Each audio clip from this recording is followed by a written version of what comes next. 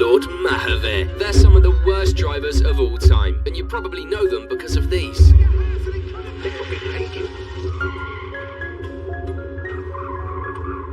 Indian driver will be thinking about trying to get out of turn number 2. Or because you've been subscribed to me for a while. But what if I told you there's a driver you've never heard of who's as horrific as them? Maybe even worse than all three combined, with an even crazier story. It's a story of secret training sessions, getting kidnapped, having some big shot contracts, burning through loads of cash, and crashing all over the place. This is the story of the worst driver you've never heard of.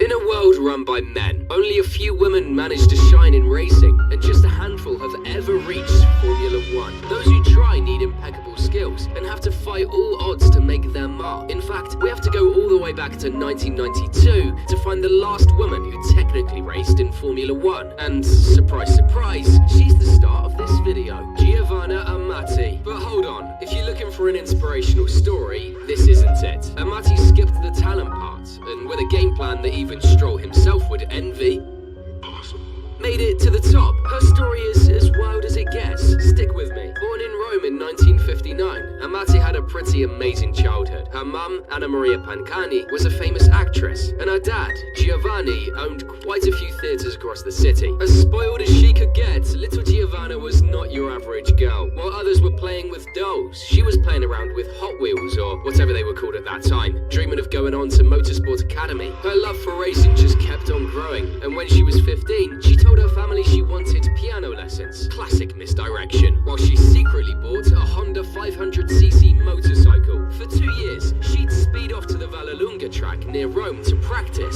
all while her family had no clue. Her family started to get a little suspicious when, for the 4th time, she was terribly ill minutes before her supposed performance on the piano. But her life was awesome, like she was in heaven, and no one could bring her down from there. On February 12th, 1978, when Giovanna was just 19, and before her career had even started, she suddenly got attention from the entire country. 3 masked men violently grabbed her and dragged her into a van. Giovanna couldn't do anything, and she screamed for help and tried desperately to escape. Where was Giovanna? What had just happened? The kidnappers took Giovanna to a house nearby, but the police immediately began searching and getting very close, so they decided to move to a more remote location. The group was led by a Marseille gangster named Jean-Daniel Nieto, who knew all about the Amati family's money and asked for a huge ransom. Meanwhile, Giovanni Amati, whose family's assets had been frozen by the courts to fight organized crime by blocking ransom payments, was doing everything he could to get her back. Giovanna, completely terrified and helpless against these men, was locked in a wooden cage and abused physically and mentally day after day. While the police and courts worked to handle the case and save Giovanna, her father, whose accounts were still frozen, didn't care about the authorities' opinion and just wanted to save his daughter. He tried to raise money by using box office receipts from Star Wars, selling jewelry and borrowing from the life savings of their servants. It was a life or death situation. He was willing to try anything, with Giovanna going through inhuman torture, until finally her father paid 800 million lira, $933,000 at the time, ransom on the 27th of April 1978. After going through this nightmare for 75 long days, Giovanna was finally back home with her parents, where she could start to recover. Shortly after, Nieto started sending Giovanna flowers and love letters, and even calling her to say he missed her. The guy was basically trying to trick young and innocent Giovanna into acting like they were lovers, but Giovanna told the police, and they helped her set up a meeting with him on Via Veneto in Rome to catch him. Nieto thought his plan had worked and showed up, but when Giovanna arrived, the police were waiting. Realizing it was a trap, Nieto pulled out her gun, but the cops shot at his feet until they finally arrested him. He was sentenced to 18 years in prison, escaped in 1989, and was caught again in 2010 after being on the run for 21 years. It doesn't stop there. Because Giovanna's family was rich, powerful, and now famous, tons of stories came out. The media went wild, even spinning a tale about a possible romance between Giovanna and Nieto, and especially after he reached out to her once the kidnapping was over. But of course, Giovanna always denied these allegations. She took a long time to get over it and says the experience actually helped her chase her dream of becoming a professional racer. After this nightmare, Giovanna somehow got back to her normal life, and now more than ever, she used her dad's money and connections to set an example for future stars like Mazepin, Maheve, and Lance. How far would Amati go after everything that happened? Had her struggle made her stronger, forging her mindset and turning her into the ultimate driver? Would she be the first woman to race in Formula 1 and win multiple world championships? Well, using her privileged connections, she was convinced by her friend Elio De Angelis to switch from motorbikes to cars. And I say privileged because De Angelis wasn't just anyone. He was a Formula 1 driver himself. He achieved several wins and podiums with Lotus, so she made the switch and joined a motor racing school to learn how to crush her rivals and become the best driver in the world. After learning how to drive a race car, Giovanna started racing in the Formula Abarth series in 1981. She jumped straight in without doing any karting first. Formula Abarth was like the entry-level series, similar to today's Formula 4, meant to get you used to single-seater cars. Usually, if a young driver is really serious about reaching the top, they'd stick around for only a season or two at most. Giovanna, aiming to be the best, would spend a brief stint of 4 seasons before moving up the racing ladder. And yes, she got a couple of wins during those 4 seasons, but it was pretty clear from then on she wasn't going to be the next Senna. In 1985, she finally moved up to Italian Formula 3, a good category for building your resume, but Giovanna didn't exactly shine. Just check out how she finished in the standings both years. Despite these results, and honestly, I don't even know how, in 1987 she moved up to the International Formula 3000, a more serious category for training future F1 drivers. It was here that Amati had the moment that put her on the map, a couple of years after her debut. But I'll get back to that in a little bit, because even though she was climbing the racing ladder as fast as a snail, that's for sure, her results were actually going downhill. True to her style, Amati stuck with her classic move, staying in the same category for 4 years with barely any progress. In fact, there was no improvement in her results. As you can see, Amati found that her secret ingredients for the perfect recipe were a no classification, too slow to score points, and a few retirements here and there for good measure. She followed this recipe to a T during her 4 long years in International Formula 3000, ending up with a grand total of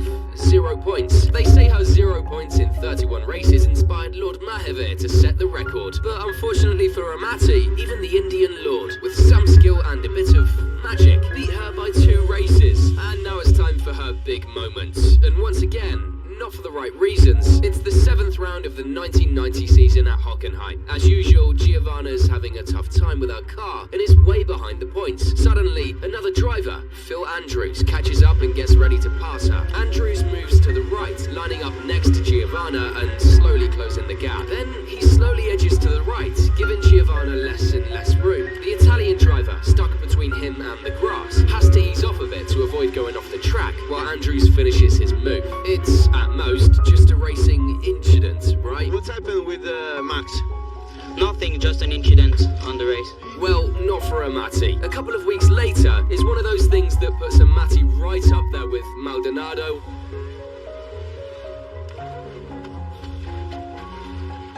or Mazepin. Seriously? Wow. A couple of weeks later, during tests at Alton Park, they meet again on track. Giovanna is probably on an in-lap, just coming out of Knickerbrook. A fast right-hand turn where you barely need to slow down. Andrews, going faster than her, again, passes her on the right, not knowing what's about to happen.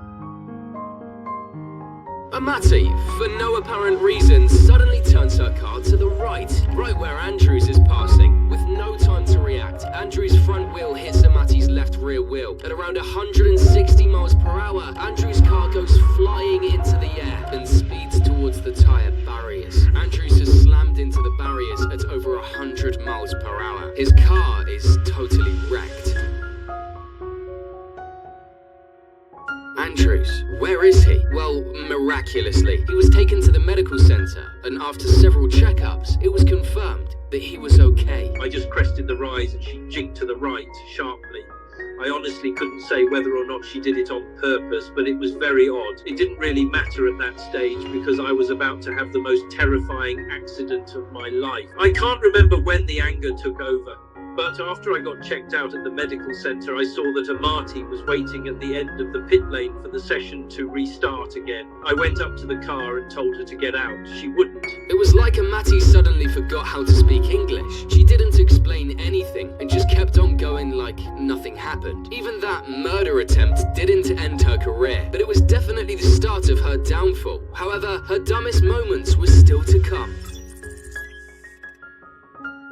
After over 8 seasons stuck in Formula 3000 and lower categories with no improvement and wild performances like the one we just saw, it seems no one realised just how bad Amati was. At the end of 1991, somehow, Giovanna Amati, the driver who had managed a grand total of 0 points in 31 races and almost killed another fellow driver, got to test drive a Benetton Formula 1 car, completing just over 30 laps. But that's not all. A few months later, the Brabham F1 team, after years of uncompetitive cars and financial troubles, heading into what would be their final season, was looking for someone to join Eric van der Poel. The first choice was Japanese F3000 driver Akihiko Nakaya, but the FIA didn't give him his super license as they didn't recognize the Japanese F3000 series as a proper stepping stone into motor racing. But you know what did count for the super license? Yep, International Formula 3000. And you know which driver had definitely raced in Formula 3000 more times than almost anyone else ever? Of course,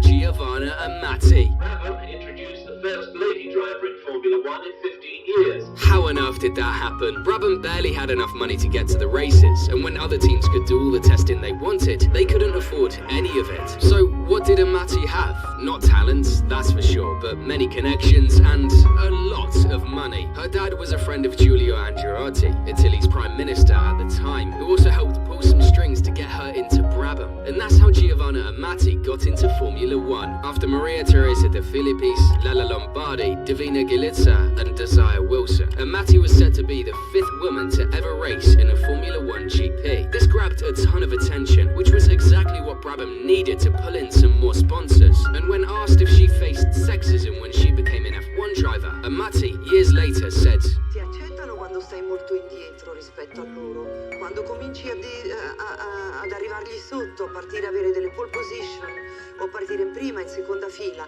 non ti parlano neanche più nei box. Nella pit lane i piloti neanche ti rivolgono la parola. Nessuno vorrebbe stare dietro una donna, sinceramente neanche io.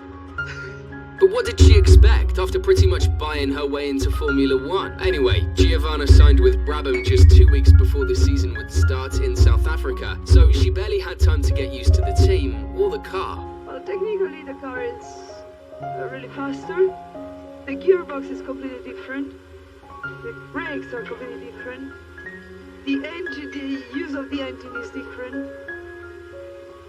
The grip of the tires, everything.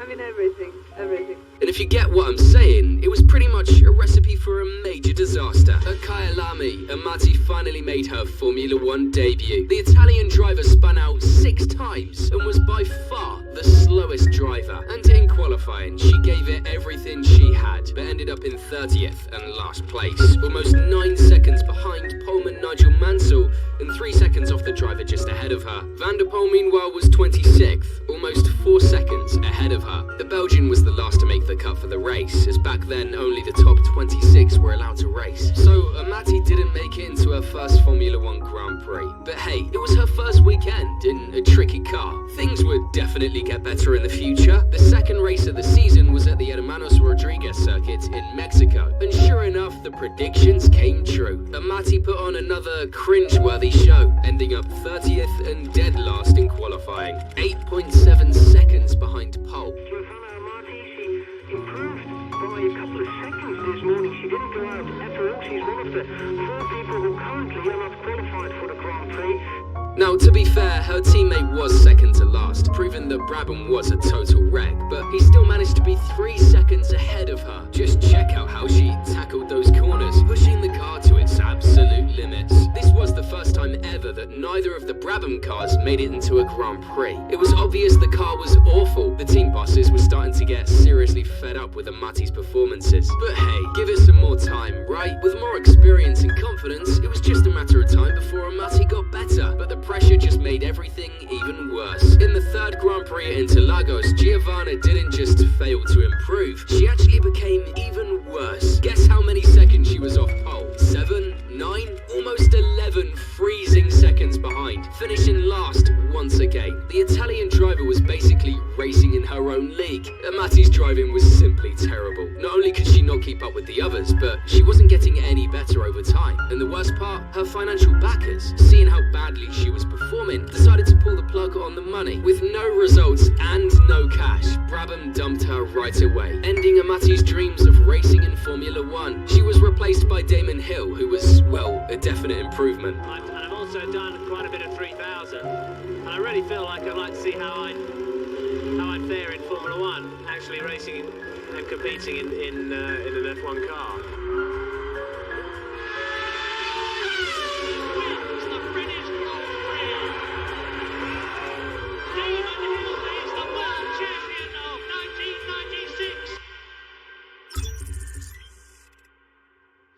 Just like that, Amati's Formula 1 career was over, much to everyone's relief. But according to her, she wasn't given her fair shot. But what did she expect? Another 4 years to figure it out? I mean, now that I'm saying it out loud, she probably did. Anyways, after her first stint in F1, Amati raced in sports car and prototype series. She didn't do amazingly there either, but it's fair to say she didn't mess up as much as she did in F1, though that's not saying much. In her final year as a driver in 1999, she raced a full season in the Sports Racing World Cup, finishing third in the SR2 class and having the best season of her career before calling it quits on a high note. But honestly, Amati won't be remembered for any of that, especially not for her F1 performances. In fact, if she weren't on all those lists of women who raced in F1, hardly anyone would have to remember her name. And because of performances like Amati's, they introduced the 107% rule in 1996.